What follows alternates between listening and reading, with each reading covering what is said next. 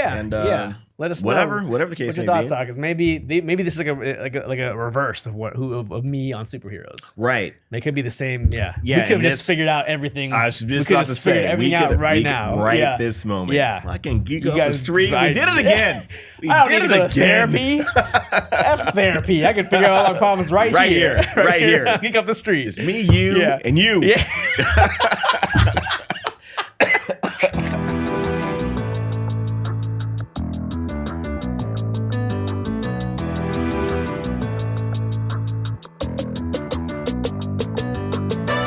This is Geek Off the Street, your go-to channel for all things from obscure geekdom to modern-day pop culture and everything else in between.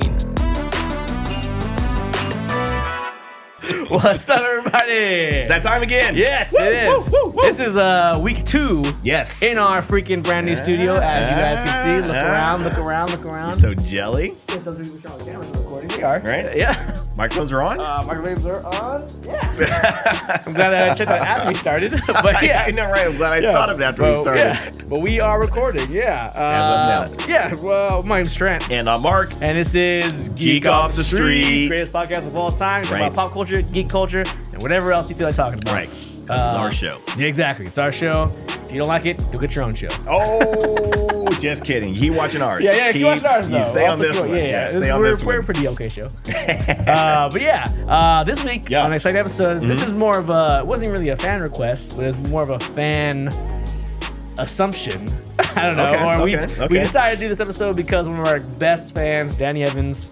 Shout out to Danny. Danny. He's he's one of our best listeners. He shares every single episode, listens to every single episode from the beginning to end. Yeah, man. Take a hint, everybody else. Get on that game, right? Yeah, and he was talking about one of his favorite shows right now is the Vox Legend, Machina, Legend Vox Machina on Amazon Prime. So season 2 just concluded a few weeks ago. Yeah. And we're going to come here and talk about it. Right. Yeah. So, yeah, the first season already came out. It came out last year. They wasted no time getting the second one out. Yeah. Yeah, and the second one, I enjoyed the second one quite a bit more. Okay. But we'll get into that. We will. We're going to get into that as soon as we talk about how we're doing this week. Yes. This week, pretty basic, pretty good. Working. I'm going to be doing something within our city. I kind of got volunteered for. Oh, okay. Which I guess is a compliment. It's a compliment. It's called like a state of the city, where you kind of showcase the city and we kind of get business people to come in and this is what we're all about, kind of thing. Nice. All that kind of stuff. So that's gonna be coming up in a couple weeks. I'll let you know how that goes once it's all said and done. Yeah. But I am looking forward to it. The food is phenomenal. Really? It's like some 5-star cuisine that they put out. They go big. They go big. I will see you there. Yeah. You know what? I was going to pretend I got somebody from the city. Right. Yeah. Somebody important. Wear a big handlebar mustache and just Yeah. I'll get blend right in. I was gonna get a 10-gallon hat and be like, I'm from the. I'm from Texas. I got nothing but money. I'm an oil man from Texas. Looking to invest my dollars. Yeah, so much money I don't know what to do with it. But yeah, You'd be welcome. That's cool, man. That's cool. That's pretty solid. Yeah, looking forward to it. Yeah. So, what about you, man? Work. Good times. Work. Yeah, it was horrible, but yes, at least it wasn't raining as much this week. So man. That was nice. All right, yeah. Talking about the weather, this is what you all want to hear about. Yeah. We're out here in Southern California, and so wherever you are, just be calm. But we actually got some snow. Yeah, dude. Yeah, in like some out weird here. Places. Yeah, we don't get snow in this part of town. Yeah. Not in this part of town. It snows in Southern California, but up in the mountains, like in Big Bear, Arrowhead. That's but it doesn't snow down here in the valleys. Right. And we got some snow. That was a trip. Some places got a lot too. Yeah. I know Redlands got dumped on. Yeah, Redlands. But Riverside got some snow, and that hasn't happened since like the blizzard of 1942 or something like that. I was looking. It's something. I was looking it up, and it's been a long time since we got snow. So you were serious when you said that, because that sounded like bullshit. But okay. No, there was a blizzard here. No, it might be. It's like 1908 or something. Yeah, like that. It was really like a long time ago. So for us to get snow, it's really rare. Wow. And I missed it because I was at work. Yeah, I mean, where I was, I know we got some snow out here. Nina, she sent some video. Yeah. We got snow. Lila, the baby, she's 3, was like, Santa Claus, let's go build a snowman. You got a while to wait, but it's all good. I like your enthusiasm. Yeah, funny thing, it was like 75 degrees this Christmas. So yeah, for us, I know. Yeah, go fig. But yeah, very interesting out here. Yeah. Kind of like a cold snap going on all over the place. Yeah. It was actually kind of cold during those days, and it rained a lot too. Got a lot of rain. Yeah, got a lot of rain. Got some hail. Maybe we're not out of the drought yet because we never are. But I know, right? Yeah, we got a ton of rain, but yeah, I don't trust these guys. We're always I in don't drought. trust anybody. Yeah, but that's about it. Yeah, basically, I think so. Are we gonna shout outs? Do a shout out. While you're doing a shout out, I'm going to. We do have some beverages. Yes, we do. Once again, as always, we are drinking. This is a college classic for me. Okay, was it vodka and Red Bull? It's vodka Red Bull. So don't really ever mix this unless you are trying to kill yourself. Yes, but I've had a long day, so I'm tired, and I also want a drink. It's not too bad. Yeah, not bad, right? Not bad. I think we were a little worried. A little worried about the mix, yeah. Hey, like I don't know the measurements. I'm just pouring. But that's a good one though. That's a pretty good one. Yeah, yeah. Shouts. That's what I'm trying to say. No new followers on Instagram, unfortunately, because that's a bummer. But thank you everyone for checking out the YouTube video that went up. Appreciate our first full length video. Got some viewers, got some comments. Right, we appreciate it. Everyone that messaged us, congratulated us on the 2 year. Yeah. That meant a lot. A lot of people reached out to us. Thank you guys for doing that. Yep. And then watching the YouTube video. That's pretty awesome. Right. Yeah. Kind of cool reception. RJ right here. Normally. Oh yeah, shout out to RJ. Usually in this corner. Maybe. Yeah. Maybe you'll see him again one day. Yeah, eventually, someday.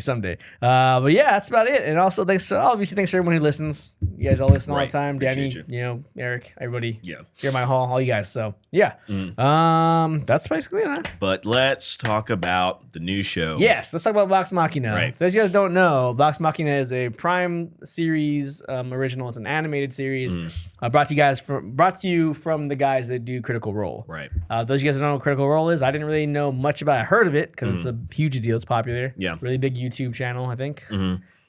Basically, they do like a lot. They play. They do a lot of role-playing games. They do board games. I know I had mentioned once before about trying to doing one of the board games that I saw being played on Critical Role looked a lot of them look really good.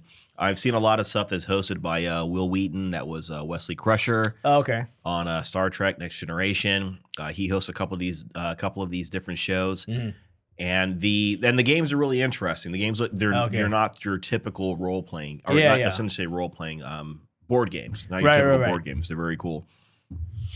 So yeah, but like you were saying though, they do they'll show you them playing role playing games. Dungeons and Dragons and whatnot, that kind of thing, which is pretty much what this series is actually based on. Yeah. It's actually based on the games that they had played in the past, like their campaigns, right? Exactly, exactly. And the cool thing too is all the actors, the voice actors on the show, are the ones that were playing in the campaign, right? And they've been playing for like 10 years. So these guys are some serious. Yeah, I was looking at I watched a couple of the stuff on YouTube. I don't understand a lot of it because I don't really know a lot about role playing games. Yeah. But the premise is that they're all voice actors by trade. Right. And so this whole thing is just them playing this game live on their show, but it's also kind of a comedy improv type thing as well, because it is a lot of fun. It's a lot of fun. I know if you haven't done it, I mean, I get it. A lot of people, it seems weird. They don't know anything about it, but it is a lot of fun. It's hanging out with your friends, and you're just hanging out and you're playing, and it's a good time. It's inexpensive, doesn't cost anything. Yeah. And just your imagination. Just your imagination. And talking about voice actors, that's the funny thing too. Yeah. That's the reason why their name is what it is. Yeah. Vox Machina is like, voice machine essentially. It's Latin. Oh, gotcha. But that's that's what they do. So that's what they named it. Didn't even know that. Right. Yeah. And see, when this first season came out and they were called Vox Machina, I'm like, that doesn't make any sense. Yeah. Like what? Because I kind of knew what Vox meant. And then the whole Machina thing, that's just like, to me, that's just like a cool thing people say, Yeah. So I'm like, where's the Machina? Where's the machine element of this? So I thought I really was like, that's a strike. Yeah. I just trying to say something cool. You're just trying to sound cool, and I'm not buying it. But no, it is. It's a good show, and I can respect that. That's the reason why they named it, because that was the name of them hanging out and playing. So that's cool. Absolutely. Yeah, it's kind of a cool thing. It's kind of a like a culmination of their time together. It seems like they've been doing this Critical Role for such a long time. Yeah, and they made the show like an actual fantasy show. And they all played the characters in it, and they all voiced it, and they wrote it, and it seemed like a pretty cool collaboration between like friends just hanging out. You know? Yeah. I know. I was watching an interview with some of the cast members, and they were pretty much saying like, yeah, we wanted this to be something that that we were doing, something that we would be proud of, that we would enjoy, something we would be glad to do, and they all had input into it. Yeah. Especially when they're going back, I guess, and trying to remember.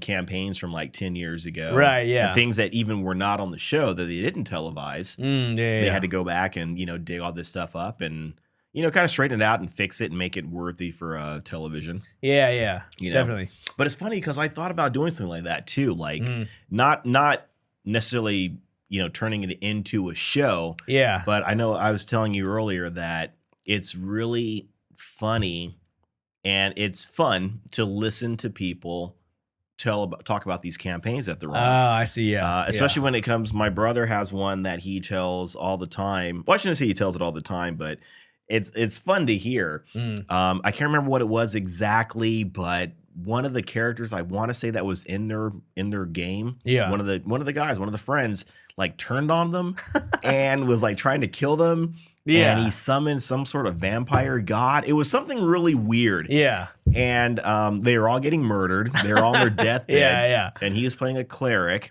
which is like a religious priest that heals people kind of thing. Yeah. And his character prayed to his god. It's like you've got to roll a critical roll, a 20. You've got to roll a 20. You got to roll a critical roll. Hey, that's the name of the show. Hey. So it was one of those things, and anybody that plays, you have a 20-sided die. Yeah. Right? As you can tell. Right. So yeah, that's pretty awesome. I love this thing. There you go. Yep. There you go. Yeah, here's a 20-sided die that has come from my brother. Yeah. Roll a 20, Trent. Let's see. All right. Just roll it. If he rolls a 20, that'd be freaking great. I'm gonna fucking flip. 18. That is a good roll. Not a bad roll. That is right? a good roll. Almost 20. Almost a 20. Yeah. So long story short, he just makes a Hail Mary pass. He rolls a 20.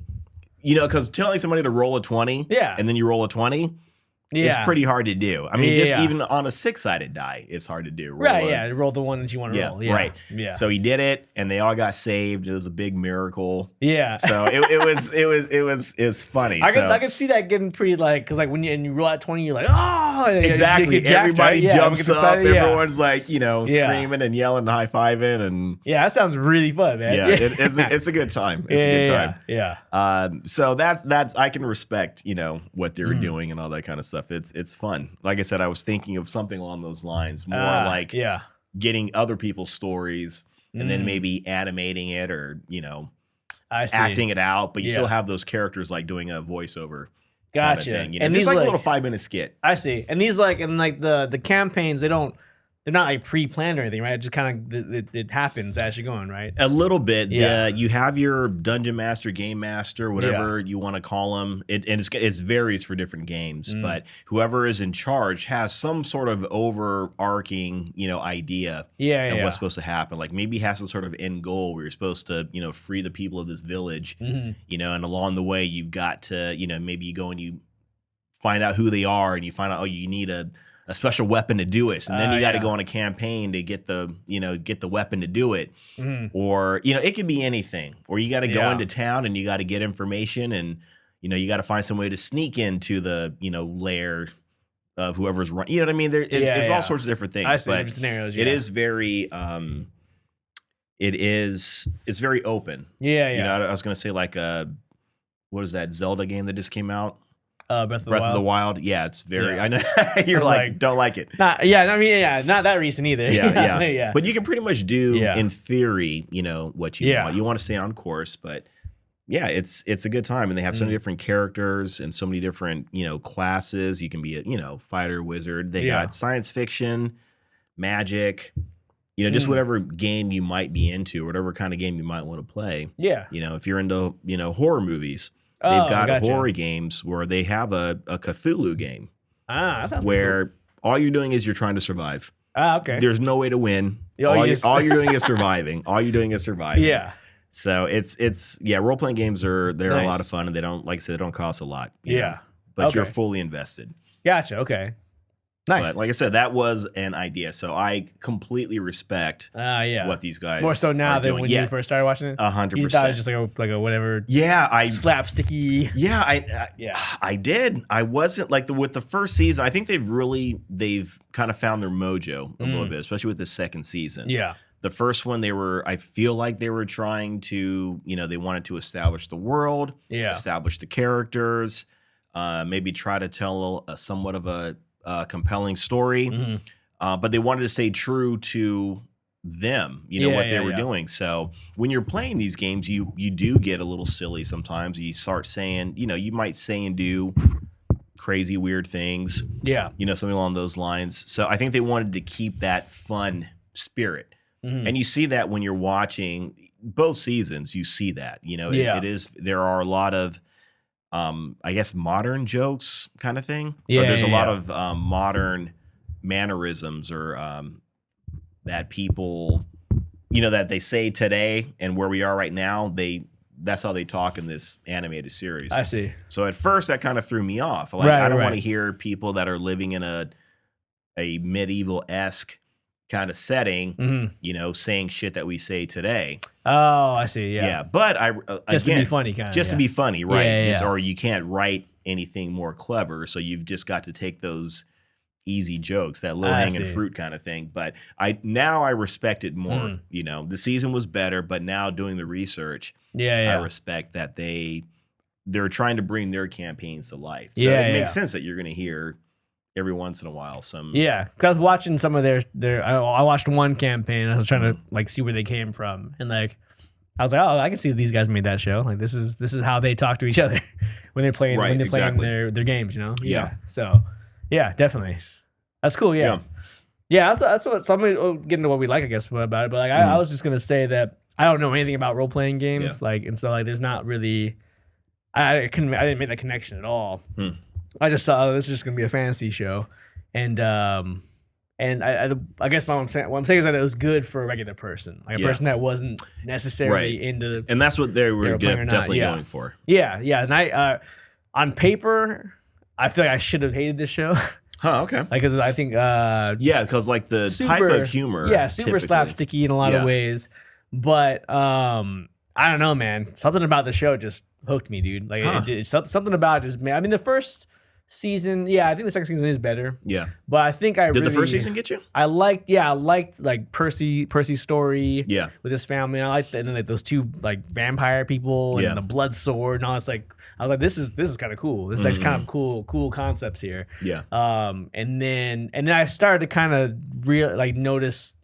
That's what I started. I kind of I don't know a lot about role playing, but I know everyone has their role, and there's the healer, there's the brute, there's the there's the archer, whatever, there's different types of tropes, I guess, and they did a pretty good job of separating each one of them, but making them all kind of fit together as well. Yeah, and so I was kind of hooked that first season, especially at the end of it, and then I was so glad that I watched it all together. Or? Yeah, basically, because the first season ends with the dragons. It's like, oh, what the shit, man? Maybe that's how you're gonna end it. And then going into the second season, I just got more attached to the characters. They really did a good job of the backstories. Making everybody making you care for each one. Yeah. Because at first glance, you're like, oh, well, this guy's the dumb one, so I don't really care about him. Or this, blah, blah, blah. This was a noble one, I don't really care about them, But getting to the backstories, I think they did a really good job building the characters. Yeah. I think I was just, I don't know. I was just hooked, man. And then, how each episode ended, I was like, I gotta know what happens next now. So I don't know why. I can't really pinpoint it, but it had. It was put together really well, and it kept me engaged the whole time. Yeah, that's cool. Yeah. Now, again, like I said, the first I don't know, I can say it for the negatives, I suppose, but the first season it did not do a whole lot for me, for all the reasons already said. But we're talking about the second season for the most part. Part. And this, I agree. This was much better. They went into the background for the characters. The first season kind of focused more on one character's backstory. So this one they kind of spread it out a little bit more, so everybody got a little bit of the limelight. To see where they come from and their motivations, and they all, for the most part, got some pretty good resolutions. But yeah, I definitely enjoyed it. I thought it was thought out a lot more. The story, I feel like the story is better in this. I know that's some pretty general statements, but I feel like just overall everything was a lot better compared to the first season. And again, maybe it's just the fact that they needed to, they just needed some time to kind of get their mojo together, find out what they want to do, what they want to focus on, how they want to do it. Like, I really didn't buy much of the story in the first season. Like, what was going on with the characters, I thought, like, okay, that's an interesting idea. But again, I feel like the payoff wasn't there at the end. I feel like the execution wasn't there. I see, yeah. And again, this is a good thing and a bad thing about the show. So I will put this under the positives for right now. The show is, for the most part, there are some very adult elements in the show. I mean, the humor is very adult. It's nothing you want to watch with your kids. Definitely not. So there's that aspect to it. There's a certain amount of violence in it, especially in the second season. There's a lot more violence in it. I won't go so far as to say gore, but a lot of people died though. Yeah, and a lot of died. Acid, really dead, chopped up. Eaten, all kinds of stuff. All kinds of stuff. So I'll put that down as a positive that they do have some pretty adult themes in there. But like I said, as far as like just overall, the story is a lot better this season. It's a lot more engaging. A lot more engaging. Yeah, I think the show itself it's fun. Like it's a fun show. Yeah, like it's really easy to watch. It's really enjoyable. I think it's well rounded. Is what it is. Just like a campaign should be. Maybe a well-rounded campaign should be fun, should be perilous, should be exciting. But there's a lot of heart to it as well. The action sequences I thought were pretty cool. Like I was actually pretty into it. Yeah. And like the intense scenes, like the intense fight scenes, I was like, oh, these people are really in danger, even though you really know they're all going to survive. But like I was like, this is pretty perilous. Like I'm actually like, wow. Like I was pretty like into those parts. I couldn't look away. That's cool. So So I think just that they have some good ingredients. And I think it all comes down to how well they all know each other, how well they know their campaigns, where they come from, and just I think they seem to all work well with each other. Yeah. And I think this show is that result. I think. It shines through. I think those elements for sure. That's cool. Yeah. Another thing, I did like the animation. I shouldn't say I was surprised, but I was pleasantly surprised about the animation. It's very similar to Avatar. It reminded me a lot of, especially the first season or the first couple seasons of Avatar: The Last Airbender. The production company is Titmouse, and I know they've done a lot. That animation studio's done a lot. Okay, I can't think of all the things they've done, but I'm sure you've seen that little blue mouse, that little blue bird at the end of the credits. Oh yeah. Whenever you see that, I mean that's them. So that's the company, animation company. Yeah, so they've been around for a minute. Yeah. So that's I was glad the animation is good. Yeah. Because if it's bad, then I definitely would have. It takes you out of it? It would have taken me out of it. I would have been a little disappointed with it. But what else did I like? What else did you like about the show? I think, like I said, for me the characters were a lot better. The story was better. The stakes were better. I see. And they started. The cool thing is they started off really good. That first episode was really good. They were like, it's been dialed up to 9 as far as like the danger level is concerned. Like out of nowhere, these ultra powerful dragons just show up, come in, and they decimate everybody. They just tear this city apart. Kind of a real shock value opening, I think. Yeah. Really, yeah. Kind of reminded me a little bit like Bleach, like the new Bleach. Oh yeah. How just fucking like holy crap! It's just a massacre. Yeah, right out of the gate. Yeah. True that. Yeah, that first Bleach. Yeah, that first. Yeah, man, everyone's getting killed. Everyone's getting killed. Yeah, everybody. So everybody's getting killed. Yeah. So that's why people were getting murdered, man. Like people were getting destroyed by these dragons. They were just like, and they all have different the fire, the acid. Was one like ice? There was ice, and I want to say there was a lightning, maybe. Oh yeah. yeah. Oh, because there's 4 of them, right? Weapon. Yeah, there's 4 of them. Yeah, and that was devastating. You can't touch them, man. They just could not touch them. Right? yeah. I mean, typically in most role playing games, dragons are like they're pretty powerful. Yeah, like I said, even like I said, the one I play most is Rifts, and the dragons in that, especially if it's an adult dragon. Yeah, their stats and everything's just all, and their powers and their abilities. Yeah, they're powerful magicians. They're powerful psychics. Yeah, they've got a ton of armor to them. They do a lot of damage. It's like they've got everything going on. It's better just to leave. You want the town, take the town. Yeah, just keep it. Yeah, Yeah. But that opening episode is really good. Yeah, it's really good. And then going back to what you're saying too, it's an easy watch. Yeah. It's definitely it's not for kids. Mm-hmm. I don't know unless you've got kids that I don't know, man. I don't know if I want a kid to watch it, but I don't want to just put it out there. If you're a parent or you got kids in your life, you make the call. Maybe you watch a few episodes and decide. Exactly. That's what I always recommend. I was telling Shirtless Bear Hunter a while ago. Because his daughters are getting into anime. Okay, yeah. And he was talking to me about it. I was like, here we go. Let me tell you everything. Yeah. And so first of all, I'll go back to Geek Off the Street episode 0, where we talk about all the anime that we recommend. Do that first. And then I was running down the list of animes to watch. And then I was like, you know what? Some of these you should watch. Yeah, just to gauge. And then you decide, this is something, my however old daughter can, handle. Kind of thing, or what I want to expose her to. I told her like Studio Ghibli, just sit down and watch. Just get everybody together. The wife, you, all the kids, just sit down and watch. Good family event. 100%. 100%. Let's not. I'm going to go down that. Let's. That's a whole other show. Go watch that show. Go watch episode 0. Yeah, and all the episodes up to now. Right. Yeah.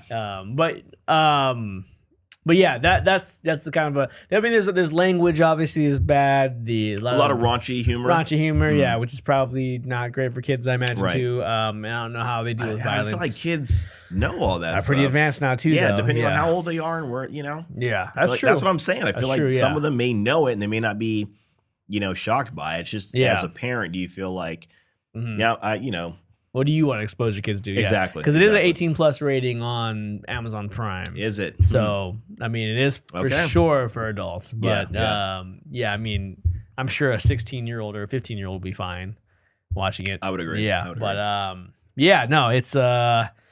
What else? What else do we like? Animation was cool. Action sequences are cool. I keep going back to the characters, man, because each one of them is different but likable in their own way. Right. And I think that's so important to storytelling, is making sure your characters are 3-dimensional and well-rounded. Yeah. And your protagonists, depending on what their motivations are likable or not likable. Yeah. Like depending on what your story is. But obviously these are good guys. The good guys are protagonists, but they're kind of... I mean, they're not like perfect people. Like the first season really introduced them as a bunch of like ragtag, like foul mouth, like just mercenaries, basically. Yeah, and I didn't feel like they were very 3-dimensional in that first season. Myself, I didn't feel that. I see. I feel like they were kind of hitting on the tropes. They're hitting all the these are all the things you're supposed to check. Yeah, we got, like you said, the dumb brute. We've got optimistic. I think that's why I didn't really care for it until we got to learn about Percy and his past, and then and how his whole town was taken over and destroyed. That was a cool story. Yeah, then I loved that he was imbued with that demon too. Like he made that deal with that demon. Yeah, and I was like, oh, this is pretty cool. So now we're learning something deep about one character. Yeah. So I guess I can see why they didn't do it with all the characters though. Yeah. And that was kind of later in the show. The first 3 or 4 episodes, 5 episodes are kind of just, jumping around, being crazy, throwing F-bombs around, and making some jokes, and but later on, I think once you learned about Percy's story, I think that's when I really got into it, and then they just kind of doubled down on everything about the characters. I think that's the most important thing about your story is making sure your characters are well rounded. Yeah, and I think they did a very good job of that, especially in the second season. I enjoyed it. I loved when like an episode would start, the next episode would start. And it would start with like a flashback from one of the characters, like, oh, now we're gonna learn about Keyleth. Oh, now we're gonna learn about Vex and Vex. Now we're gonna learn about blah blah. And it's I get excited. I got excited because we're going into this, and hopefully it's gonna be good. And it was good every time for each one. That's cool. I didn't have a problem with any of their backstories. Yeah. So yeah, I think it was really well. They developed the characters really well. To the time with that, but that probably came down to them knowing each other, knowing the lore, knowing all that kind of stuff. And they probably, I imagine, I'm not sure, but I'm sure they designed their characters off of who some of them are in real life. Maybe, I don't know. Oh yeah, maybe. Or how some of I them mean, act. I mean, it always depends when it comes to creating a character for role playing. But the cool thing is, again, that they've had 10 plus years, I suppose, to establish these characters that they're now quote unquote bringing to life. They've had time for that. And typically what most people will do when they do create a character is they do have some sort of backstory for it. So I'm sure for them it's exciting to see characters that they've had, and I'd be really curious to hear if because it sounds like they might still be playing. But I'd be really curious to hear. So it's an ongoing thing. I'd be curious if these characters are still, if they're still alive, if they're still going, like the same ones that we're watching. In the show. If they're still around.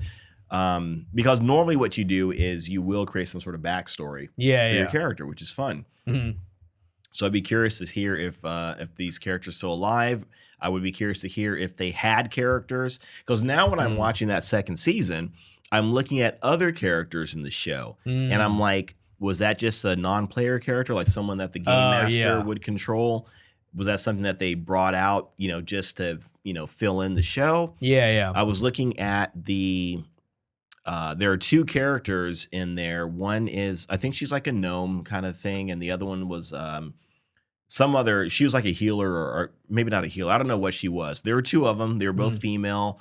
The dwarf and then the magic user or some spellcaster kind of thing. And I was and they said like, we used to have a group that was like yours, and they kind of showed them, and the group kind of got defeated a little bit because they were fighting the main dragon. I see. That they cast. They imprisoned. That they imprisoned. Thank you. And I was wondering if I wonder if that was a campaign. Maybe those characters came from an older campaign. They got wiped out. Now, And now I'm just really curious. Or whatever, right? Maybe they didn't get wiped out. Maybe they just changed things around a little bit. But now I'm curious about that kind of thing. I would love to hear that. I literally watched 15 minutes of one Critical Role episode because I didn't know. I wanted to just get a little bit of background. A little bit of outside, and immediately I was like, okay, that guy is Scanlan.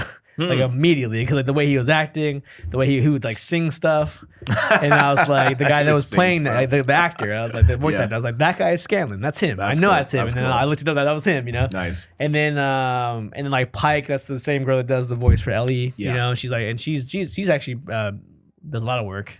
I think, as an actress as well, and a voice actress. So I was looking up. So I think it seemed like some of these I'm sure they were all characters they played in their campaigns at some point, or versions of them, because they seem like they're kind of fitting the characters that they're playing in the show. Big time. Or they wrote the characters as best they can for the voice actor. It seemed like. You know what I mean? Yeah, I feel like they were probably just they grabbed all that 10 years worth of information and said let's compile it and put it all together. Hitting on what you're saying too, this is a little bit of a side note that. Again, they're called Vox Machina because they're voice actors. A lot of those people are some significant voice actors. In the gaming, anime, animation, all that kind of stuff. Man, they've done a lot. I know the guy that I guess he's kind of got I don't know if he has the complete credit for creating the show. I can't think of his name right now. It's Vince. No, it's not Vince. It's Matthew Merced. Okay. I was not even close. Yeah, close. Matthew Merced. There's some similar. There's a bow. That he's the voice. Again, they've done a lot of voice work. I want to say he's the voice of Leon in one of the Resident Evil games, maybe. Oh, okay. But he's definitely the voice of Cassidy in Overwatch. You don't know Overwatch. It's more for I sure don't. RJ. He's the voice actor for Cassidy. Okay. In Overwatch, which is cool. Yeah. But all of these actors They're working like big time working actors. Yeah, you have definitely 110% heard some of the stuff. Yeah, you've heard some of their work, whether you realize it or not. You have 100% heard. Yeah, the girl, the one that plays Vex, she's in Bleach. Her voice was in My Hero. Like she's in a lot. She's in a ton of stuff. Right. I looked them up. They're all in a lot of work. They're doing a lot of work. Yeah. Yeah. So definitely like big time working actors. I'm not sure if they got their start on Critical Role or if they're voice actors first. Or I think they're voice actors first. I think they're probably. I would imagine. Yeah. But now they're a big deal though. I think in the voice acting world. So I think Matthew Merced, I think he's the voice of the bear. I don't know why that's a thing. Really? Like, really? There's a voice for that. There's not just some sound effect you just pull up. Yeah, I guess not. Yeah. Yeah, I guess in real life he's married to the woman that plays Vex. Oh, okay. I want to say it's good for him. Something. Yeah. Good for him. Yeah. Marisha Ray. Yeah. Marisha Ray. Hopefully I'm saying that right. I'm sure I'm saying that right. Lucky man. He's a lucky man. I was going to say, that's right up your alley. Yeah. Redhead. Nailed it. The end. Yeah. But, so yeah. Any other things you liked about it? Any positives? It's a fun watch. It is a fun watch. Yeah. And like I said, I appreciate it. I like this season so much more. I appreciate it now that I've done a little bit of homework and found out that these guys were all friends before, that they're based on real games and just basically just a good time that they've had. I love that. I really love that. Again, especially because I played role-playing games. Right, yeah.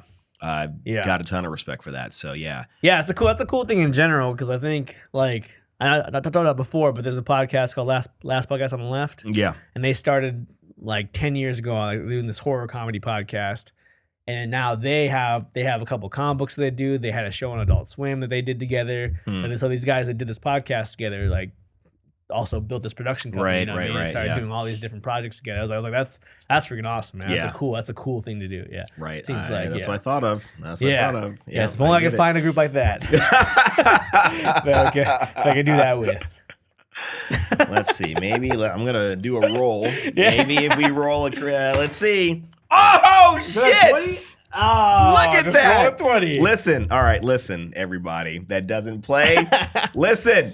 I just rolled a critical roll. Yeah, I just rolled a 20. Listen, that's not it. Listen, you don't get it. Everyone that role plays, you get it. You understand my my joy and excitement right now. I feel like I know the significance of that. I know. Okay. Because it's hard to roll 1 out of a 20, right? It is. It's very hard. Just think of the odds, and then it does something big for you in the game, right? Yes, it does. Yes. Yeah. Typically, when you roll a 20 in a game, that means it's not normally like in perspective of damage. If you normally do, and again, you'll typically roll for damage, but normally it's going to be double because you rolled a critical strike kind of thing, or a critical roll, right? So. Wow. Look at that. Man. Hey, all right. Nice. And I was saying okay, we're going to roll and see, if you're going to have a good group of people to work with kind of thing. Nailed it. You're going to be all right, buddy. Okay, you're going to be all right. Gotcha. Negatives. Some negatives? Yes. Something that's a little distracting for me. This is kind of nitpicky, but all the big, like the dragons and like the sphinxes and the big creatures were definitely CGI'd. Oh, 100%. They're very different from the rest of the animation. Oh, and that was bad for you. That kind of, it threw it off to me a little bit. Like it didn't fit the aesthetic of what all the animation looked like to me. Okay. So it kind of stood out a little bit to me negatively. Like the fight sequences were kind of blocky. I felt like some of them were like the fight between the Sphinx and the dragon. Yeah, I was like, this doesn't look as cool. Yeah, typically when you have the CG animation going at it like that, I can get that. Yeah. I mean, it didn't bother me a whole lot, but I noticed it, especially in that battle between the Sphinx and the dragon. I was like, this is kind of distracting. Yeah, and it's funny that Sphinx is like, I've never felt pain. It's like you're feeling pain now. It's like just wait like 1 more hour. Yeah, the dragon's gonna come and beat the shit out of you. The only pain you're ever gonna feel, and then that's it. He's like, you never felt pain. Yeah, like this is your lucky day. Yeah, because you're gonna feel all kinds of pain. Yeah, and he's getting his ass whipped. That's the first thing I thought. Like all this time, you've never felt like 100 years, hundreds of years. Yeah, and then I guess you've never seen a dragon before, or any other strong creature. Yeah, whatever. They killed, because Yeah, but I should have put that under the likes, I suppose. But actually, I did like that. Huh. I did like that these they're not really deities, so I'm going to call them deities. That these magical beings, magical creatures were animated like that. For me, it made them stand out that much more. It made them so much more different from these quote unquote mortal beings. Yeah. It made it stand out like this is something more impressive. This is something more dangerous, whatever the case may be. So I liked it. I liked it myself. So I see where you're coming from. Yeah. But I was classic cool Mark and Trent disagree. We already reached it. We already reached it. This guy. But yeah, I can see that. Yeah. I liked how the dragons were animated too. Okay. Are we going back to likes? Let's go back to likes really quick. So I know you had your chance. I loved how the dragons were animated. Yeah, I thought they looked fantastic. Okay. Because that's dragons typically are, they're very iconic looking creatures, things, whatever. So they should stand out. Yeah. So not even, the 3D aspect of it is one thing, but their design, hopefully should be very cool. And there's been so much done with dragons. You think, okay, we've hit the limit, but there's so much creativity out there, thankfully. Yeah. So I thought these dragons looked great. I thought they looked great. Yeah. And the voice actor for not thorax, whatever the main dragon is, Kenneth something. I don't know his name. I don't know the name of the dragon. It doesn't matter, but he's a great voice actor. He's a great voice actor. Very deep voice, menacing kind of guy. Yeah, very menacing. He's the what did he say? He was the Mater D guy from John Wick. Yeah, for John Wick. Yeah. The guy behind the counter at the hotel. Right. Yeah. He does the voice for. Yeah, the Chroma Conclave. Sounded great when he says it, man. Sounds great. Yeah. Any other dislikes? Not really, man. I really had a good time watching the show. Like there wasn't much for me to point out. I guess, first, I'm not talking about the first season, but second season, I guess, just the animations kind of stood out to me. That was the big one. And I'm having trouble thinking of any negatives, man. I think I just had so much fun watching it. Nice. I was really engaged with it. I was hooked. I was like all the exciting parts I was into. So I don't think I really had any negatives with it. Yeah.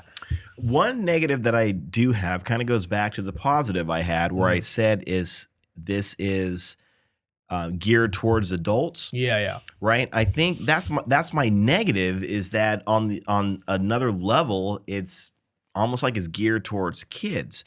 Or not really, maybe not kids, but some of the lines, some of the action, well, not even the actions, it felt very sophomoric, I suppose. The humor is very juvenile in it. Yeah. I feel like you really can't call it like an intellectual show. I think I was reading something that said it's a very it's an intelligent show. And it didn't, not to be mean or rude, it didn't strike me as intelligent. Yeah. Enjoyable 100%, fun to watch, definitely. I wouldn't call it intelligent though. The plots, I feel like a lot of them they're pretty easy to say, like, you got two characters that are brother and sister and one of them's hurt and the other one's upset about it. Like, I don't feel like that's anything very clever to write about. I see. And I feel like it even, when they do it, it wasn't even done that well 100%. I don't know if they're trying to, I feel like they're trying to make the show fun. Yeah. So they do put in the butt jokes and the poop jokes and there's literally a part where he's talking about, are you talking to your poop? Are you talking to your, I got to show a dominance. Oh, yeah. That kind of thing. It's That's like, true. Okay. But too much of it for me is like, I see. I'm not really feeling it. So I feel like they're trying to walk that line. They want to be entertaining and they want to have mass appeal. Yeah. But at the same time, I guess, I don't know, it's probably hard to walk that line and do both. Yeah. Where you make it, and I think we probably talked about this on the show before, where you make it easily digestible, right? So everybody can watch it and enjoy it. But if you do that, you can't go that deep with it. Not really. Not really, where there's like real consequences. You you can't do that. It's hard to do. It's hard to walk that line. I see what you're saying. Yeah. Yeah. So I think, but I saw that. So like, I came to a realization while I was watching the show, right?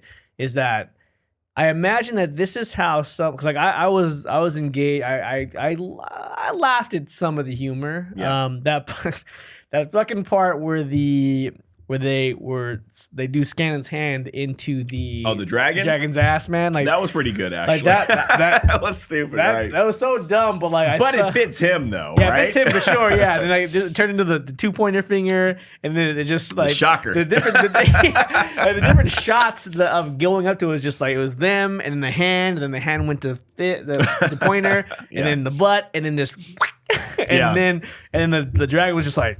I looked up like that ain't right, you know. Like, even this powerful dragon was like that's not supposed to go there.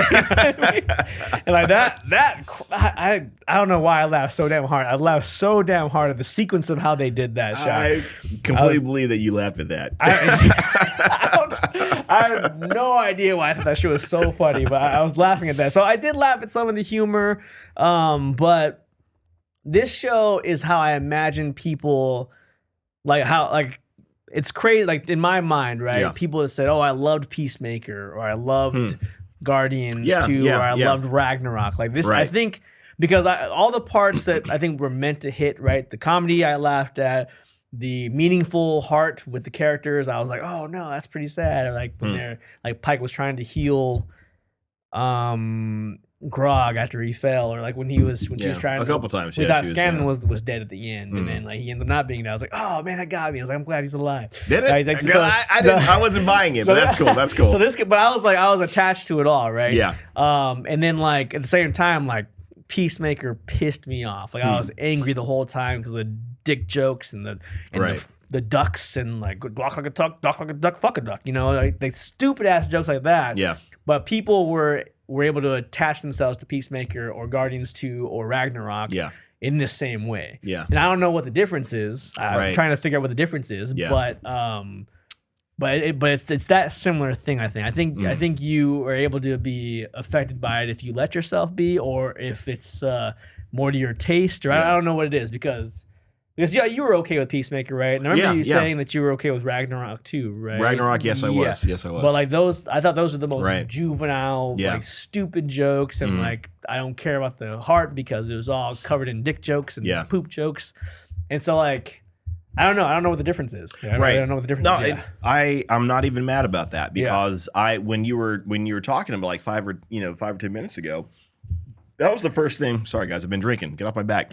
That was the first thing I shouldn't say the first thing, but that's what came to my mind. Yeah. Was I was going to ask you and then maybe kind of compare it like, and I was, it came off as kind of a cheap shot, but I'll just put it out there. Would you have liked this if this was a Marvel product? And again, that's a very cheap shot, right? Because it's, because we know how you feel about Marvel. Yeah. If you don't know how Trent feels about Marvel, watch any other episode. Watch any of the other 102 episodes. I will have talked about it in every single episode. Right. Yeah. So so that was my thinking because again, this had some very juvenile humor in it. Yeah. And then you compare that to I don't think the humor was as juvenile as, the humor in Ragnarok, for example. Yeah. Maybe I would compare it more to Peacemaker with the kind of juvenile humor. Yeah. But like you said, you're able to enjoy it. And I think it kind of goes back to, if you don't mind, it kind of goes back to something Sid said a while ago. Sid, what's up? Sid, hang on a second. Sid, listen, you reached out to me a couple days ago and I hadn't gotten back to you. I apologize. But he's getting back to you now. I'm getting back to you now. My weekend was busy, man. I apologize. I'm sorry, man. I'm gonna hit you up in a minute. Yeah. Go. Sid was on our. We talked about our spooky month. Oh yeah, back in the first year. Back in the first year. Of production. Yeah. A long time ago. We were rooks. Yeah. Yeah. But Sid was talking about just sometimes, and I'm kind of paraphrasing. If sometimes you just got to sit down and just watch something and enjoy it. You know what I mean? If you try to not like it, you're probably not going to like it. Yeah. So I was kind of curious about that because there are again, it's not the exact same kind of humor, but for that expression, it's very sophomoric humor. Yeah. Very, poop, but blah, blah, blah. I wonder if it went down easier because it was animated. Maybe. I would agree. Because you can get away with a lot more, right, when it's animated. Yeah, if you see real people talking like that, or I doing agree. any of the stuff that they did in Vox Machina, it takes you out of it. I think I would agree, and I think on top of that too, like I like Peacemaker is a great example of like how I like. These aren't like John Cena is not an actor that you give him the reins, but okay, free range improv. This isn't the guy that went to Second City. He's not the guy that like he's not the guy that can riff, because his riffing like bothers the shit out of me, right? But go ahead. Sorry. I'm sorry.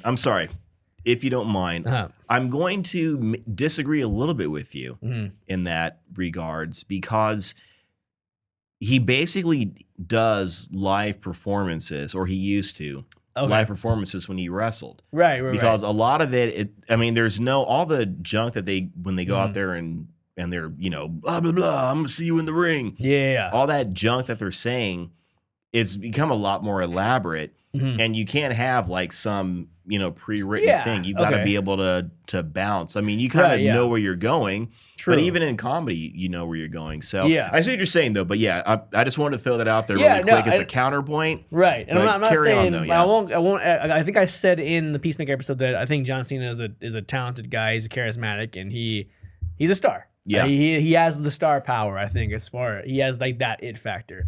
But he's not someone that you put in a room with, Judd Apatow's guys and I wouldn't say he's the best, right? Yeah. So his improv in Peacemaker I was like, this is stupid. Like, this is not funny to me at all.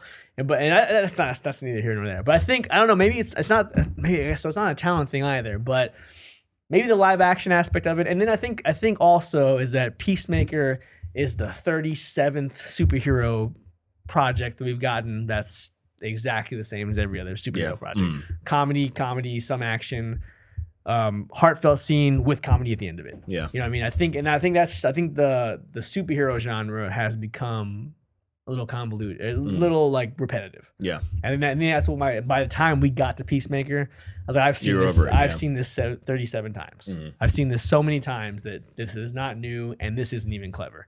So I think that might have been it. And then I don't know, like the genre that this is, like fantasy, role playing. I don't know dick about that. I don't know anything about this world. Yeah. Like I've read some Tolkien books. I read some Dragonlance books back in the day, but I'm not a fantasy guy. I think now that I actually stop and think about it. And I don't know anything about role playing. I don't know anything about that world. Yeah. And so this was a completely new world that kind of launched me into this. And I was into it. I was cool with it. That's probably what works for a lot of people because a lot of people are not, going back to comic books. A lot of people are not into comic books. Not really. Yeah. I mean, there are some that genuinely are. Yeah. Like yourself, RJ. I wouldn't even give myself that moniker anymore, unfortunately.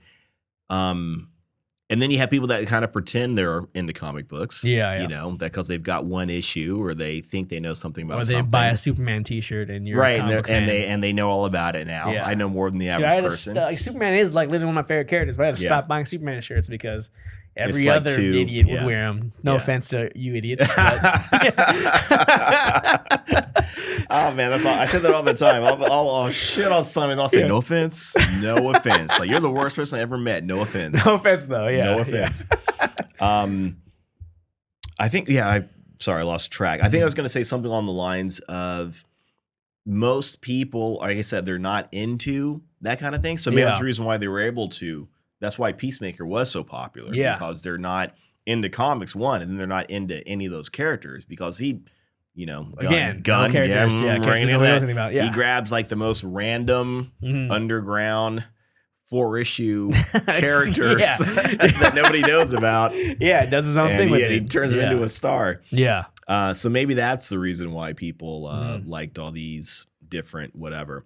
And then kind of going back to what you're saying too, like maybe that's the new I shouldn't say the original. I will say the original. Christopher Reeve's Superman came out.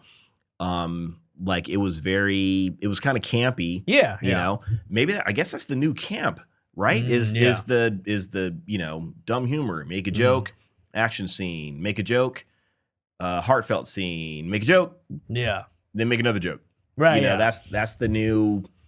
That's a new camp, maybe. Yeah, that's the new camp for the superhero stuff. Yeah, I see now because now I really want to go, and I don't, but I do want to go back and watch some of these other movies that I've been shitting on for so long to see if maybe I watched it in a different light.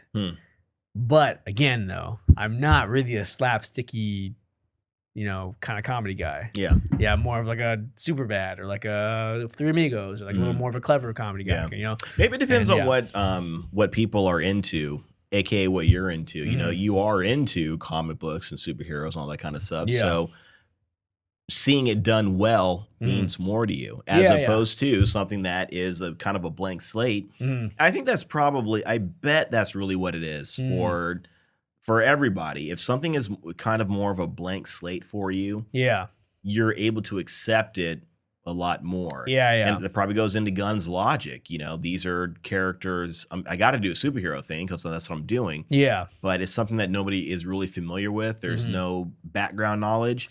So it gives me more leeway. It gives me more options. It gives me more room to work.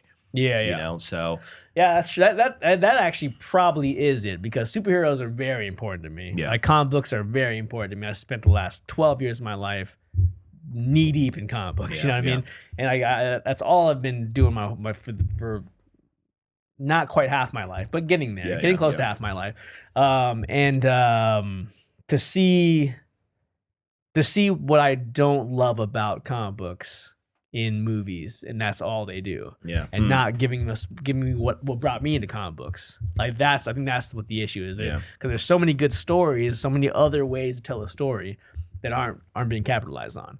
Now, when it comes to something like this, like Vox Machina, fantasy isn't really that important to me. Right. Like I don't know anything about fantasy. Like again, I've read a couple of books here and there, and so throwing a blank slate of a fantasy thing, I was like, oh, this is interesting. This is fun. Maybe that's how this fantasy stuff works. Where they do talk a little more modern or whatever. Like I wonder if like a diehard fantasy person, or like a Tolkien fan or something like that, were to watch Vox Machina and be like, oh, this isn't fantasy. This is trash. This is silly. This is drivel. That's very interesting. That's very interesting because again, that's the same concept of you with most superhero stuff. So get someone that, Tolkien, that is the originator, really, of all the fantasy stuff that we have. Right. Now, it all came from Tolkien to Dungeons and Dragons to whatever we got nowadays. You know what I mean? That's how it all started, from that core,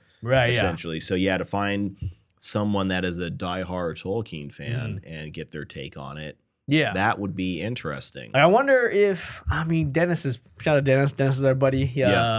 He's read so many of those Forgotten Realms books. The Forgotten Realms, the J.R. Salvatore books. He's read a bunch of them, and he loves the Dark Elf stuff, the Drizzt stuff, those kind of things.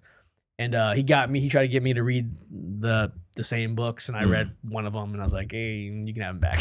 You know what I mean? So, but he's really into that kind of, he's more into the fantasy, medieval elves and kind of era of things. Not era, that wasn't an era. That didn't exist. There was no elf era, but like that kind of world. And so I wonder how he'd feel about Vox Machina, because he's not really a comedy guy either. So if anyone out there, if you feel like you are more of a fantasy person or a Tolkien person, or if you're into that kind of thing, or Dungeons and Dragons, chime in on that.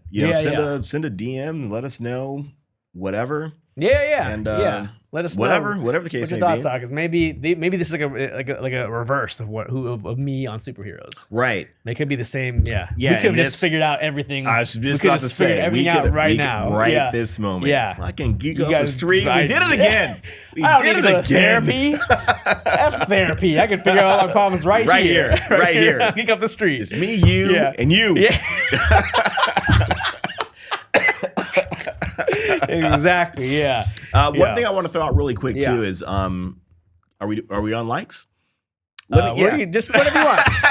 let's go closing. Let's go final thoughts. Trent's let's go like, final thoughts. Fucking this guy. Yeah, I don't need. You know the routine. Why do I even try to organize anything? Right. Let's go off script anyway. I know. I do this like every 2 out of 3 shows. Yeah. I'm like, Dude, oh, here's another like. While I was editing the last episode, RJ was like, oh, you know what? I'm gonna go back to likes real quick. Like, how many times are you gonna go back to likes? Like, organize your thoughts at the beginning. Yeah. Sorry, RJ. just the worst, that guy. Yeah. So anyways, my like. Yeah. No, I did like the story with I want to say Scranton, but I'm thinking of like The Scanlon? Office. No, what's his name? Scanlon's hand. Yeah. That guy? Yeah. Yeah. His singing is great. Yeah, His singing is dude. great.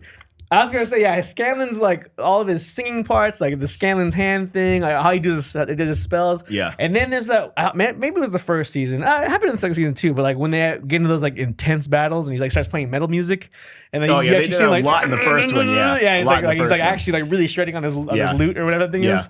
That should crack me up. I thought that was great. I thought I was gonna hate Scanlon's character because he was like the most. He's the most. He's right. like the most, but I was like. Man, I really liked him in this second season. The second season especially. I really liked him. Especially, and then his story arc where he's kind of, trying to, he can't help being who he is. Yeah. But he is trying to be different. He is trying to, it sounds corny. He is trying to look for love. He's trying to look for something more like throughout the stable. season too. Like Throughout there's like little things here and there. He talks to the Sphinx. If they did it once Pike, and they dropped it at the end, I would have been like, that's effing lazy. Yeah, but see then because there's like these little spots here and there, and then you find out he has a daughter, and that's the kick in the nuts. That was a spoiler. Yeah. But that was great. Yeah. The reveal of that, like the thing that has gotten him, I want to say into trouble, but it's kind of got him into trouble. The thing that has made him who he is and that he doesn't like about himself led him to this terrible interaction with his daughter. That sounds weird when I put it out there like that. Nothing happened. Dude, it cracked me up when she was like, "Yeah, you're about to do this with your daughter." And he was like, I wouldn't have let it got this. I wouldn't let it go that far. Right? Yeah. Well, though, hey, I wouldn't have let it go that far. Yeah, but see that. I mean, but that's. I mean, that's who he is. He is a somewhat lecherous person. Yeah, scallywag.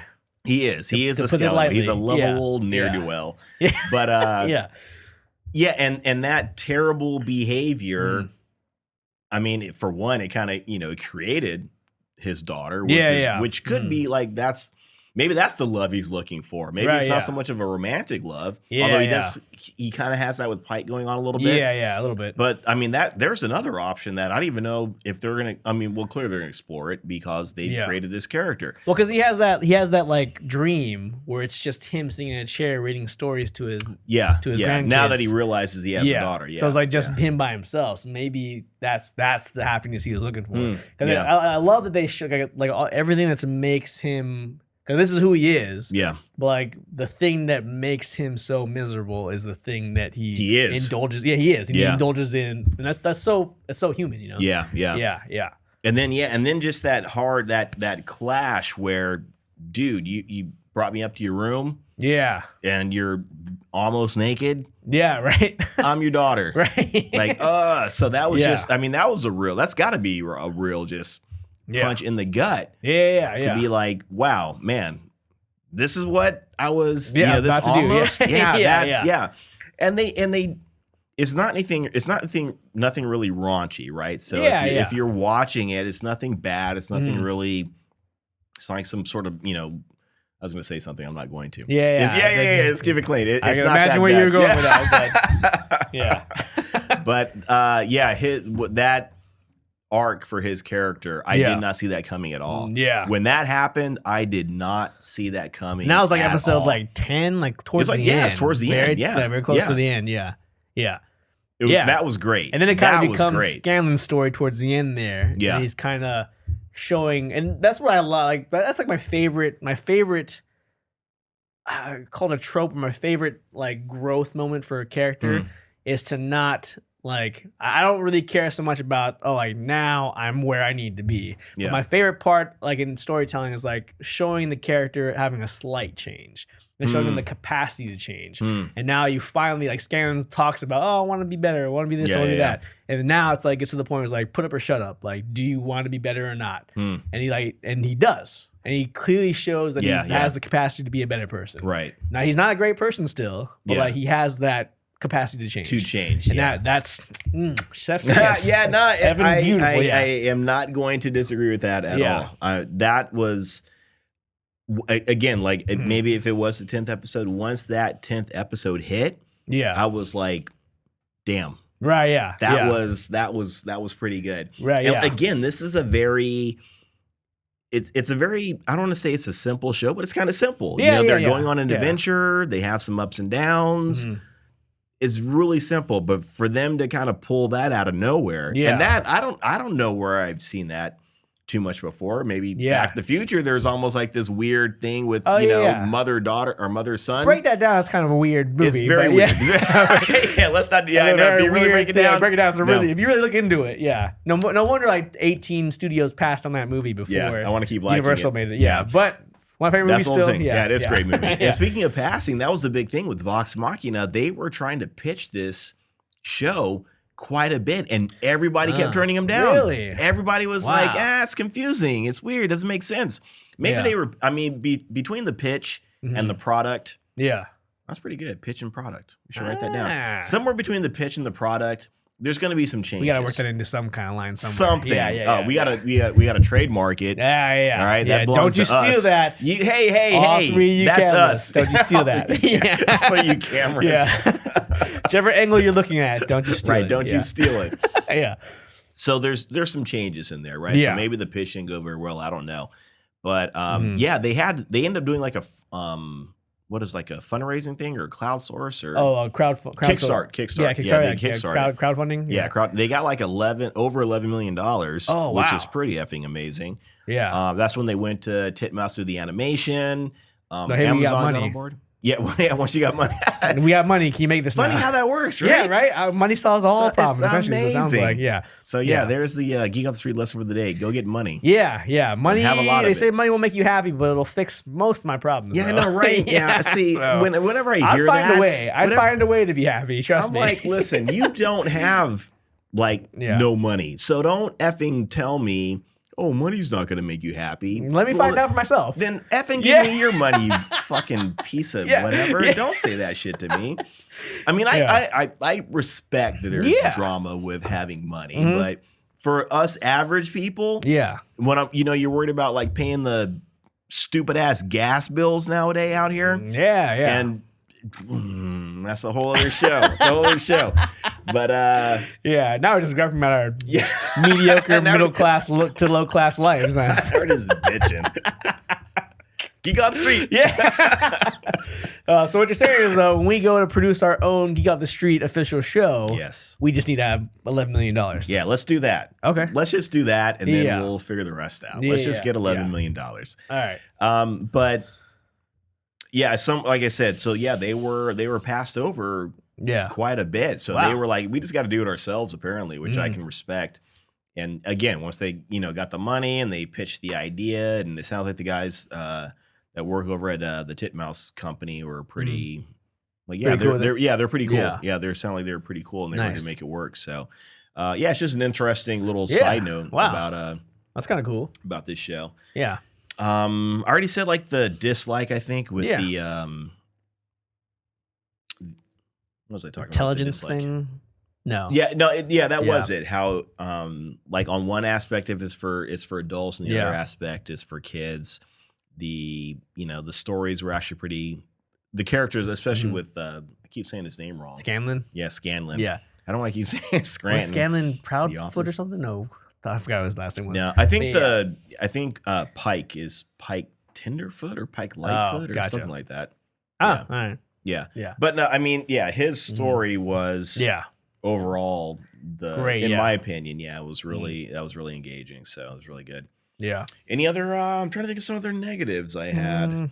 That was my big one. I think that they're trying to walk that line between we're for adults and we're doing adult things and we're doing adult gore, so to speak. We're doing adult, violence and all that kind of stuff, but at the same time. So, yeah. Let me spit it on you, Mark. Go for it. Did you not feel the same way about Peacemaker or Ragnarok when it came to walking that line, trying to be heartfelt but also comedic? And heartfelt. I was okay with the heartfelt aspects of. I'm trying to think of with Ragnarok. I want to say between Loki and Thor, some of their moments together when they were just talking between the two of them, I was okay with. I liked those moments. I liked. I think there was a part where he was in jail, I guess, for the first time, and Thor starts throwing rocks at him, and it seems like they're trying to. They were trying to. I don't know. I don't want to say trying to be brothers, but they were trying to not completely break those ties with each other. Like Loki was kind of reaching out to him a little bit. Yeah. He still wanted to be, Loki, but he was still, he wasn't ready to like completely just kill him or let him die. Yeah. That's the funny thing. I don't think Loki would have let him die at any point, even though he was in some very perilous situations. Yeah, I think it seemed like for some way or another, Loki would, he wouldn't have let that happen. So I was okay with that in Ragnarok. I'm trying to think with Peacemaker. I don't know if there were. I mean, there were maybe a couple of moments here and there where there might have been some heartfelt moments, I suppose. But that to me was just, it was all, to me, I just looked at that all as a comedy, and this has nothing to do with anything, but again, with that opening sequence, I was like, that to me told me what this show was going to be. It was going to be like, it wasn't supposed to be taken all that seriously. They might have dropped a couple of moments here and there, but to me, it was 100% a comedy that had some serious moments, as opposed to a serious show that has some comedy moments, if that makes sense. I don't know if that. No, yeah, that makes sense. But I feel like I have kind of the same analysis, but towards Peacemaker, whereas like this is very juvenile, adolescent, and it's not clever or intelligent at all. Yeah, and that's how I thought about Peacemaker. So it seems you kind of feel more like that about Vox Machina than Peacemaker. Yeah, I felt that way definitely with the first season. Like I said, I didn't hate it, but I wasn't impressed with it. Maybe that's the better way to put it. I could watch it; it was cool, but I wasn't like, oh shit, drop what you're doing. You got to go watch Vox Machina. I think I probably was a little bit more with Peacemaker. I think with Peacemaker was like, yeah, you should go watch this, go check it out. Yeah. Yeah, I don't know. I'm trying to think why necessarily, but again, I feel like for me, I knew what Peacemaker was and what it was supposed to be, what it was supposed to be. If they slipped in a couple of moments of, drama, heartfelt, whatever, I don't remember seeing anything that was really that heartfelt that got to me. That was like, oh wow, that's so sad or so terrible. It's been a minute since I watched it. Yeah, I'm trying to think. His best friend had some. I don't know. The eagle. Yeah, what's his name? Oh, yes, the eagle. Yes, the eagle. Yeah, I think I did kind of like the fact that Peacemaker's father was this Nazi essentially. Yeah, and that Peacemaker, that he is obviously he's a product of his father. Yeah. But he was still trying to be a good guy. I like that dynamic that he was raised by this terrible person. Yeah. And his definition probably growing up of what is right is very different from our definition of what is right, or from what most people's definition of what is right is. And somehow Peacemaker was able to go more towards the genuine concept of what is right. I see. So I did like, I thought that was interesting to me, but yeah, maybe it's I don't know. It's weird. It's weird. Like I said, you watch Vox Machina like I said, second season I'm cool with. First season, a little, whatever for me. So go fig. It's all perspective, I suppose. And again, in my opinion, I think, and I need to go back and watch the episode, and I need to write it down because I think Sid hit it. I think he nailed it, in all honesty, where he said, if you just sit down and watch something and enjoy it, just try to enjoy it. Yeah. If it's, and I'm kind of paraphrasing, I suppose, but if it's really bad, then that's fine. But if you're trying to not like it, then you're not going to like it. And, that's on some level that you got to take responsibility for that, Yeah. Yeah. I was wondering what the difference is between ours, because I feel like when I actually take a step back and look at it as a whole, Vox Machina and Peacemaker are similar tonally. I hear similar in tone. Yeah. The sentence was weird in my head. But they're similar in tone and style, like a type of show. Yeah. The same type of show, like really raunchy comedy, really just over the top, action, violence, and in a fantastical world. Yeah. They seem like similar in tone. Right, I would agree. But I was pissed off watching Peacemaker. Right. And very much so enjoyed Vox Machina. Yeah. So but you seem like you're not quite as extreme as me, but a little more opposite. You like Peacemaker generally, and Vox Machina was okay to you in the first season, at least. Right, so I agree with you. I definitely agree with you. I think you're right on that. That we do have these two different perspectives, and we liked two different shows that were, like you said, they're kind of the same. So I don't know. I mean, honestly, the animation aspect could make a difference. Yeah. It seems like that may not, but I think how something is presented to you, can have an impact on how you accept it. True. Right. So if it's live action compared to animation, I think people will tend to give animation a little bit more of a pass. Yeah, probably. I know I've thought of stories in my mind that I would like to see done live action, but if it wasn't done, I realize this, that it would probably be more acceptable if it's animated. I see. So that could 100% be it. So could be. Yeah. Maybe that's it, or maybe we'll never know. But, no, I think we do know. I think we just established what it is. Geek off the street. We did it again. Solving mental problems. Solving right? problems. But if you guys want to see what my opinion was on Peacemaker, check out. It's episode 51, I think. Oh, nice. It's just before the 1 year anniversary. Oh, wow. Yeah, I remember seeing that when I was listening to the 1 year anniversary again to prepare for the 2nd year anniversary. So, yeah. Anyway, any final thoughts on Vox Machina? I would 100% recommend watching Vox Machina. I would definitely recommend watching it. Yeah. Like I said, the first season to me wasn't great, but I would recommend watching the first season just because it helps with the second season. Yeah. And again, the cool thing about it is it improved, in my opinion anyway, it improved. So you watch the first season, you might like it, might be whatever. The second season is even better. Yeah. So yeah, and this is 100%. This is an easy watch. Yeah. It's an easy watch. At the end of the day, it's a fun ride. Yeah, and Rotten Tomatoes. This is like one of the highest scored things I've seen on Rotten Tomatoes. Really? Oh, okay. I think it the audience score. I don't know if it was like 96%. Oh, okay. And the whatever other rating was like 100 or critical. Yeah, or it might have been just the opposite. Yeah, but way, 96 and 100 across the board, pretty high. Yeah, that's wow. I mean, again, it's Rotten Tomatoes. Yeah, take it with a grain of salt. Yeah, but like RJ said, Rotten Tomatoes are Rotten Tomato. Yeah. So keep that in mind. But 100%, I think it's a good watch. Yeah, and it's getting better. Well, what's your Rotten Tomatoes score out of 100? With this show, that's a good question because it is fun to watch. I would maybe give it an 86. Ah, okay. 86? Yeah.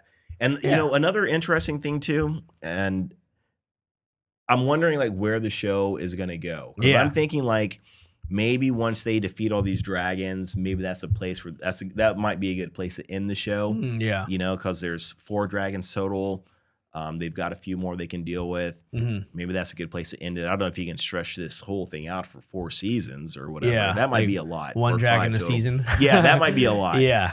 But like I said, this thing is, or like we were saying, this thing is based on campaigns, and apparently they've got a lot of campaigns. 10 years worth, exactly. And a lot of them sound like they're like some pretty interesting campaigns. Yeah. So this might be one of those shows that we might be watching for a significant amount of time. Yeah, it seems like they won't run out of stories to tell. They won't run out of stories, right? Yeah, and it just hopefully depends on how well they do them. Yeah, in my opinion, yeah. So far they're for sure getting to season 3. Definitely. I was watching the most recent Critical Role episode. Yeah, and they were based at the very beginning. Like, thank you guys for watching Vox Machina season 2. It's all up on Prime now. Nice. And get ready for season 3. I was like, oh shit, wow, already. Nice. Cool. Yeah, sounds good. Did they mention any of the characters when they were in this Critical? No, but some of them do the voice. I heard some of them do the voices though. Like I definitely heard. I mean, so you didn't. I mean, they weren't playing with. No. Like somebody was playing as Pike. Nobody was playing I don't as think so. Vex. No, I didn't. I didn't see that. No. Okay. Yeah. So they're different from that, but yeah, I don't know. Okay. Cool. Yeah. What would your score be? I'm probably just gonna give it a solid 80. Because I gave it a higher score. Yeah, I just had fun with it. I had very much. What am I trying to say here? I just finished my drink, so yeah. All right, I'm gonna roll the dice. I had a lot of fun. Here's my score. Here's the score. Yeah, here's you're gonna roll for my score.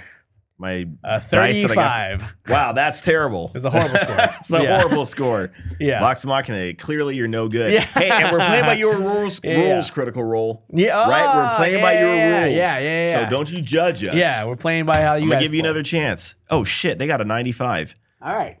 Wow, this is the best show ever. Yeah, best show ever made. But yeah, good job. I'll give it a solid 80. It was a fun watch. I didn't have a lot of negatives about it. It's not like a show that you have to think a lot about though. It's not gonna change the world, but it's a fun show. I had a good time watching it. So just based on my enjoyment, I'll give it 80. Right. Yeah. And it would be really cool if it got people a little more people interested in checking out role-playing games because it's a ton of fun. I know from Stranger Things, my goddaughter Leah was talking about she was interested in doing a role-playing game. Yeah. I thought that is awesome. Yeah. And they had an interview where they were interviewing the voice actors, and the young lady that plays Pike was talking about.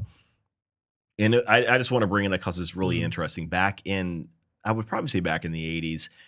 And again, you can see it in the last season of Stranger Things, the perception of role-playing games, especially Dungeons and Dragons. Yeah. Like you're into demons, you're summoning evil spirits. And it was like, I see, yeah. And it's that same thing. Like video games are warping people's minds. I see. Elvis and his rock and roll is warping people's minds. It's all the same stupid shit that old people do that you don't even know. You don't even know. And it was great to hear her comment on that. Oh, okay. Because I had forgotten about that. That was one of those things in the 80s where Dungeons and Dragons was. This is a game from hell. It's paramount to, if you play Dungeons and Dragons, you're a Satanist, so it was that much of a difference, so it was cool to hear her comment on that. And hopefully between that, Stranger Things and Critical Role and Vox Machina, check out some role-playing games. Yeah. It's a good time. It's a fun I'd for sure thing. be interested in trying one out. That'd be a cool experience. I would invite you, but I don't want to have you in my campaigns. No offense. I was gonna say that's fair, but that hurts a little bit. You know what? Next time, I'll see if I'll put it out there to you. Yeah, no, and they've got a bunch of different ones out there. Yeah. I think I played Warhammer once, and I played Heroescape once, and I had a good time. Yeah, it was cool. Yeah, but I never went back and played it again though. But right. So yeah. And they've got superhero ones, which they got. A lot, I mean, they've got a bunch of different like superhero style. Oh, nice! So you could kind of create your own superhero. Yeah, but be careful. If you create a character that's too strong, it's boring. Okay. So be aware of that. All right, sounds good. Man, we rolled a 95 for Vox Machina. Yeah, that's pretty good. It's a pretty good score. Yeah. That's what the die said. For sure. All right, well, we're gonna move into our final segment. What are we into this week? Let's see. This week, I don't think I did a lot this week. I'm so sorry I'm going to say this again. I played Overwatch. Just keep going back to it. I liked it. I hated it. Yeah. I'm just embarrassed talking about it now. I don't think I watched that much more. For whatever reason, I didn't have time to do it. I did a little bit of running around outside of the JOB. Oh, okay. So I didn't get a chance to watch too much. I had already seen Vox Machina, thankfully, so that's cool. You know what? I'm listening to every once in a while, I listen to a podcast on, it's more of a historical podcast. Okay. Based on civilizations. Oh, okay. I can't remember what it's called off the top of my head. I think they have like maybe 19 or 20 of them. Mm-hmm. They're pretty long. They're like 2 to 3 hours long. Oh, wow. Okay. But they are amazingly fascinating. Nice. Amazing. What's it called? Do you know what it's called? I do. But I choose not to tell you at this junction in time. So nobody else can listen to it then. Yeah, nobody else can listen to it. Just for me. Just for me. Yeah. Yeah. You tell me what you were into this week, and then I will tell you. I will look into that. I will talk about what I was into. I watched this stand-up comedy special from Jim Jeffries. He's an Australian guy. Oh, that's right. I saw some of that. I didn't finish it, though. It was so funny, man. Was it? Okay, that's cool. It cracked me the hell up.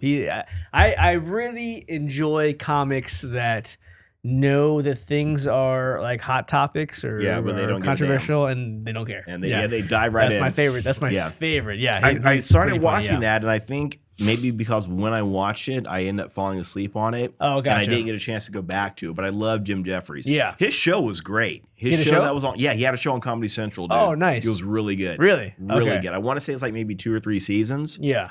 But it was a very good show. Nice. That's very good. He's fun. Yeah, this recent one is pretty recent. Like it's post-COVID. Yeah. Oh, so, the last one that just came out. It came out like last week or something. Okay. Yeah. I just watched it. It was so funny, dude. I was laughing my ass off. And then I also watched. I didn't know this was on HBO Max, but the original Scooby-Doo was on HBO Max. So I just out of nostalgia, I watched the first episode, like the 1969 version. Holy crap! Scooby-Doo, and it was like a nostalgia bomb. I was like, oh man, I was in preschool. Yeah. Like getting home at 11 o'cks from preschool. Not 1969, everybody. He was not in preschool in 69. And watching Scooby-Doo, and I was like, this is great, man. This is simpler times. And there's that. And then something I'm not into. Nice. I watched on Disney Plus 2 shows that bothered me. One was, it was the James Cameron Search for Atlantis show. Or documentary. It's like an hour and a half. Search for Atlantis. Yeah, or Atlantis Discovered. I forgot what it's called. Yeah, he just wants to use his little deep diving. Right. Shit. Yeah. There's no Atlantis. And and then there's another one called like Secrets Beneath the Nile or something like that, where they went into this pyramid that had been filled up with water from the Nile, and there's supposed to be some king that was buried in there, and then they basically didn't. Find anything? They basically decided, he probably is in there, but we're gonna leave it for the next crew to find it. What? I was like, this is stupid. So like that. And what? So all these shows about like discovering things and like you lost don't discover cities, anything. You never find anything. It's always just like, well, we have the. Or you get to the door and decide, let's leave. Yeah, right. Like we learned so much about what you didn't find, what you said you're gonna find. So. Next. Wow, so I watched 2 of those and I was like pissed off because they're both in my list of things to watch. Yeah. And I was like, this is stupid. So I love those things too. Yeah, I love a lot of those shows, but then they always just end with like and now we have so much more to discover about the world. Like, you didn't find anything. So we're right back where we started. Yeah, so why did you just waste an hour and 20 minutes away? That show I was talking about, Fall of Civilizations. Oh. Fall of Civilizations. So all these great like the title says, that have come and gone. Yeah. That's what they talk about. Some of the really interesting ones, Roman Empire, you can find that anywhere. Yeah. The Bronze Age collapse, that's interesting. The Mayans, interesting. Greenland, haven't watched that one yet. The one that really, really got me was the Bronze Age. They talked about that. Mm-hmm. They talked about like Mesopotamia and the Assyrians. Yeah. And this was like 3000 BC. Yeah. Like it's so interesting that and this is what made me like the Iliad so much. The drama and the shit that was going on in the Iliad, as far as like just people and as far as people showboating and grandstanding and people being scared and all that kind of stuff. The shit that they were writing about 2000 years ago. Mm-hmm. Well, shit, I mean, not even 2,000 years ago, like 4,000 years ago. Okay, yeah. You know what I mean? And then, 5,000 years ago, it's the same stuff that we're doing now. It's amazing to me that there's just something in human nature, I suppose. Yeah. I don't know. It's destined to repeat our. Yeah. I'm very hesitant on saying things are within. I don't know. It might be human nature. I think it can be corrected. It can be accounted for, but that's a whole different show. But it's podcast, really. A whole different podcast. Whole different podcast. But yeah, Fall Civilizations. Okay. So if you're gonna listen to a podcast, listen to Geek Off the Street first. Oh yeah, I was gonna say you were grouping that one first. Like, and then after that, then you can do Code Locker, No More Locked Doors, Last Podcast on the Left. Yeah, so great. And then so maybe Fall Civilization might be number 17.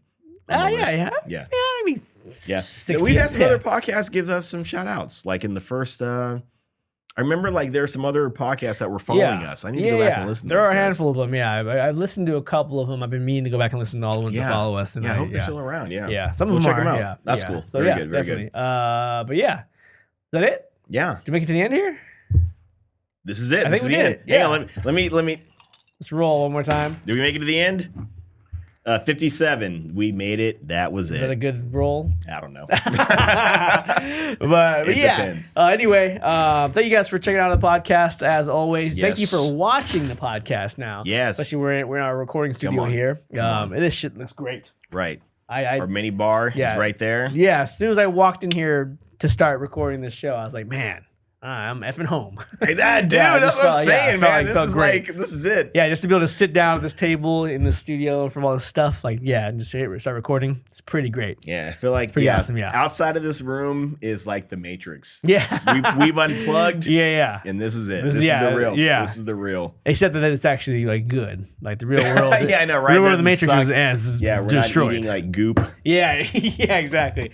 Yeah, but I guess thanks for taking it out. We're on YouTube now regularly with the video stuff, and then if you still want to do the audio stuff only, that's cool. We're on Spotify, we're on Stitcher, we're on Apple, we're on all those places. So we're all easily accessed. Right. We're all over the place. So we're like whores. Just everybody can get to us. Yeah. We're dirty whores. Yeah, and really like low end because it costs nothing. Because it costs us nothing, for sure. We're that low hanging fruit.